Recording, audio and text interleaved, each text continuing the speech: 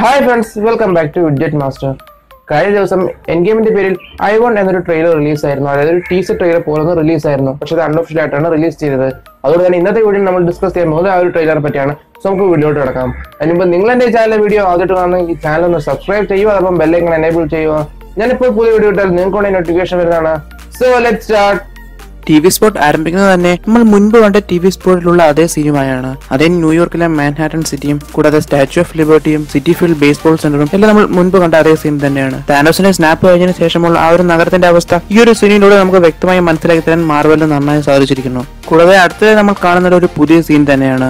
Captain Marvel അവഞ്ചേഴ്സിനോടൊപ്പം ചേർന്നത് നമ്മൾ captain Marvel എന്ന സിനിമയുടെ പോസ്റ്റ് ക്രെഡിറ്റ് സീനിലൂടെ മനസ്സിലാക്കിയതാണ്. അതുകൊണ്ട് തന്നെ നിക് ഫ്യൂരി ക്യാപ്റ്റൻ മാർവലിനെ എന്തിനാണ് വിളിച്ചു വരുത്തിയതെന്നും താനോസ് എന്താണെന്നും താനോസിന്റെ ഒരു സ്നാപ്പ് കാരണം ഭൂമിയിൽ എന്തൊക്കെ സംഭവിച്ചു എന്നും അതുകൊണ്ട് തന്നെ അതിന്റെ ആഫ്റ്റർ എഫക്ട്സ് എന്തൊക്കെയാണെന്ന് തീർച്ചയായും ക്യാപ്റ്റൻ മാർവൽ മനസ്സിലാക്കുന്ന സീൻ തന്നെയാണിത്.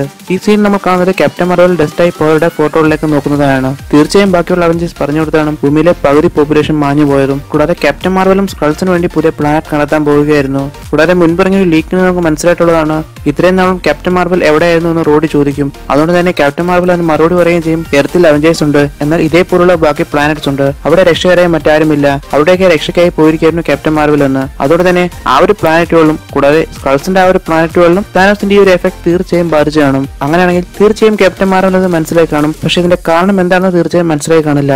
തീർച്ചയായും അത് മനസ്സിലായി കാണുന്നത് അവഞ്ചേഴ്സ് പറഞ്ഞു കൊടുത്തതിന് ശേഷം മാത്രമായിരിക്കും.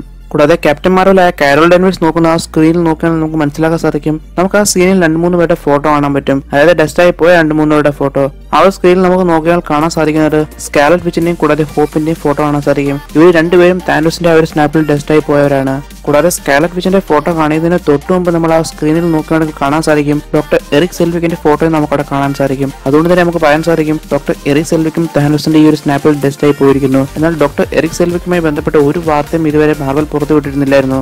ഇതിനു മുമ്പിറങ്ങിയ ഫോട്ടോകളിലായാലും ഇതിനു മുമ്പിറങ്ങിയ പോസ്റ്ററുകളിലും കൂടാതെ ഫീച്ചർ ചെയ്ത ഫോട്ടോകളിലും ഒന്നിനും തന്നെ നമുക്ക് ഡോക്ടർ എറിക് സെൽവിക്കിനെ കാണാൻ സാധിച്ചില്ലായിരുന്നു. അതുകൊണ്ട് തന്നെ ഡോക്ടർ എറിക് സെൽവിക് താനോസിന്റെ ഈ ഒരു സ്നാപ്പിൽ ഡെസ്റ്റായി പോയോ അല്ലെങ്കിൽ ഇപ്പോൾ നിലനിൽക്കുന്നുണ്ടോ എന്ന് തന്നെ ഒരു വാർത്തയും നമുക്ക് ലഭിച്ചിരുന്നില്ല.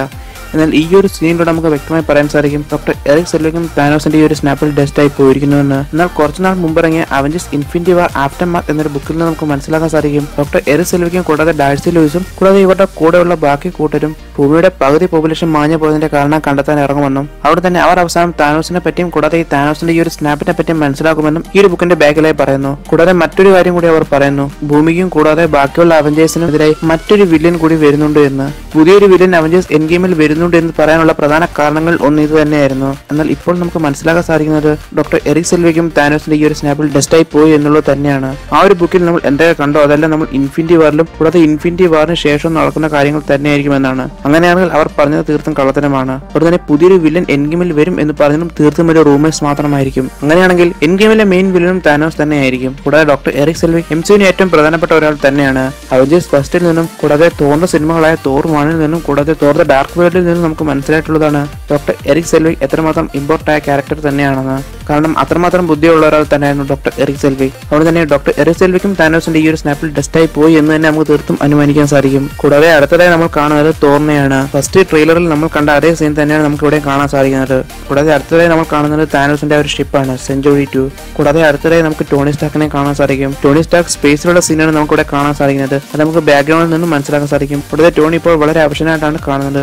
അവിടെ തന്നെ ആ ഒരു അവസ്ഥയിൽ ടോണി സ്റ്റാർക്ക് എത്രമാത്രം ക്ഷീണിച്ചിരുന്നു എന്ന് നമുക്ക് ഈ സീനിൽ നിന്ന് മനസ്സിലാക്കാൻ സാധിക്കും. കൂടാതെ ടോണി സ്റ്റാർക്കിന്റെ മുഖത്ത് ഏതോ ഒരു തരം വെട്ടം വീണതായാണ് നമുക്ക് കാണുന്നത്. അതുകൊണ്ട് തന്നെയാണ് ടോണി സ്റ്റാർക്ക് മുഖം മറയ്ക്കുന്നതും. ഒരുപക്ഷെ ടോണി സ്റ്റാർക്കിന് റെസ്ക്യൂവിന് വരുന്നവരായിരിക്കാം. ഇത്രയും നാൾ നമ്മൾ വിചാരിച്ചുകൊണ്ടിരുന്നത് ടോണി സ്റ്റാർക്ക് സ്വയം രക്ഷപ്പെടും എന്നായിരുന്നു. എന്നാൽ ഈ ഒരു സീനിൽ നിന്ന് നമുക്ക് മനസ്സിലാക്കാൻ സാധിക്കുന്നത് ടോണി സ്റ്റാർക്കിനെ രക്ഷിക്കാൻ വരുന്നു എന്ന് തന്നെയാണ്. മിക്കവാറും അത് റോക്കറ്റ് തന്നെ ആവാനാണ് സാധ്യത. കാരണം ഒഫീഷ്യൽ ട്രെയിലറിലും കൂടാതെ ബാക്കിയുള്ള ക്ലിപ്സിൽ നിന്ന് നമുക്ക് മനസ്സിലായിട്ടുള്ളതാണ് അവഞ്ചേഴ്സിനോടൊപ്പം നമുക്ക് ആ ബെനറ്ററും കാണാൻ സാധിച്ചിരുന്നു. അതുകൊണ്ട് തന്നെ ടോണി നെബ്യുലയും മാത്രമല്ല ആ ഒരു ബെനറ്റർ ഷിപ്പും ഇപ്പൊ അവഞ്ചേഴ്സിനോടൊപ്പം തന്നെ ഉണ്ട്. കൂടാതെ ആ ഒരു ഷിപ്പിനെ പറ്റി കൂടുതൽ അറിയാവുന്നത് റോക്കറ്റിന് തന്നെയാണ്, അല്ലെങ്കിൽ ഗാർഡിയൻസ് ഓഫ് ഗാലക്സി ടീമുമായി ബന്ധപ്പെട്ട മറ്റൊരാൾക്ക്. എന്നിരുന്നാലും ടോണി തിരിച്ച് ഭൂമിയിൽ വരുമെന്നത് തീർച്ചയാണ്. കൂടാതെ അടുത്ത സീനിൽ നമ്മൾ കാണുന്നത് ഒഫീഷ്യൽ ട്രെയിലറിൽ കണ്ട അതേ സീൻ തന്നെയാണ്. എന്നാൽ എൻ ഗെയിമിന്റെ പേരിൽ ഒരു 3D ടീസർ ഇറങ്ങിയിരുന്നു. ആ ഒരു ടീസറിൽ നിന്ന് നമുക്ക് മനസ്സിലാക്കാൻ സാധിക്കുന്നത് ഹോക്കോയുടെ പുറകിലായി ഓടി വരുന്നത് ഔട്ട്റൈഡേഴ്സ് ആണ്. അതായത് താനോസിന്റെ ആർമിയായ ഔട്ട്റൈഡേഴ്സ്. ആ ഒരു പുറകിലായി തീ കാണുന്നത് കത്തിക്കുന്നതും അവരെയാണ്. കുറച്ചുനാൾ മുമ്പിറങ്ങിയ ഒരു ടോയ് ലീക്കിൽ നിന്ന് നമുക്ക് മനസ്സിലായിട്ടുള്ളതാണ് താനോസും കൂടാതെ താനോസിന്റെ ആർമിയായ ഔട്ട്റൈഡേഴ്സും അവഞ്ചേഴ്സ് ഹെഡ്ക്വാർട്ടേഴ്സ് ആക്രമിക്കുന്നത്.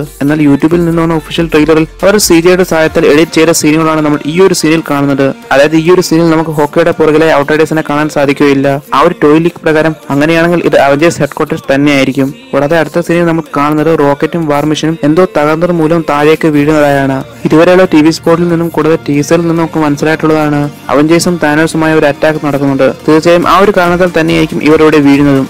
കൂടാതെ ഈ ഒരു TV സ്പോട്ടിന്റെ അവസാനത്തോടെ നമ്മൾ കാണുന്നത് എൻഡ് ഗെയിം ഒഫീഷ്യൽ ട്രെയിലറിന്റെ അവസാനത്തെ നമ്മൾ കണ്ട അതേ സീൻ തന്നെയാണ്. അവഞ്ചേഴ്സ് ടീമിലെ പ്രധാനപ്പെട്ട 3 പേരും താനോസിന് നേരെ ചെല്ലുന്നതാണ്. കൂടാതെ താനോസിനോടൊപ്പം നമുക്ക് ആ ഡബിൾ സൈഡഡ് ബ്ലേഡും കാണാൻ സാധിക്കും, അല്ലെങ്കിൽ ആ ഒരു ഇൻഫിനിറ്റി സോഡും നമുക്കവിടെ കാണാൻ സാധിക്കും. അവിടെ കുത്തി വെച്ചേക്കുന്നതായാണ് നമുക്ക് ആ സീനിൽ കാണുന്നത്. കൂടാതെ ഈ ഒരു TV സ്പോട്ടിന്റെ ബാക്ക്ഗ്രൗണ്ടിലുടനീളം നമ്മൾ കേൾക്കുന്നത് താനോസിന്റെ ശബ്ദമാണ്. 6 ഇൻഫിനിറ്റി സ്റ്റോൺസും കളക്ട് ചെയ്ത് സ്നാപ്പ് ചെയ്ത ശേഷം താൻ ഇപ്പോൾ വിശ്രമിക്കാൻ പോവുകയാണെന്നാണ് താനോസ് ഈ ഒരു സീനിന്റെ ബാക്ക്ഗ്രൗണ്ടിലുടനീളം പറയുന്നത്. അതുകൊണ്ട് തന്നെ താനോസ് ജയിച്ചിരിക്കുകയാണ്. ഈ ഒരു TV സ്പോട്ടിന്റെ ബാക്ക്ഗ്രൗണ്ടിൽ നമുക്ക് മനസ്സിലാകുന്നതും ഇത് തന്നെയാണ്.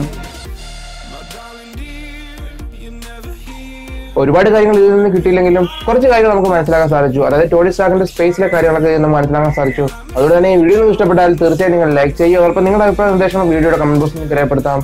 നിങ്ങൾക്ക് നിങ്ങളുടെ ഫാൻറ്റേഴ്സും പ്ലോട്ട്സ് വീഡിയോയുടെ കമന്റ് ബോക്സിൽ രേഖപ്പെടുത്താം. ഈ വീഡിയോ എപ്പിസോഡിൽ നമുക്ക് ഡീറ്റെയിൽ ആയിട്ടും ക്ലിയർ ആയിട്ടും ബ്രേക്ക് ഡൗൺ ചെയ്യാനുള്ള പ്രതീക്ഷയോടെ എന്റെ പേര് you are watching widget master.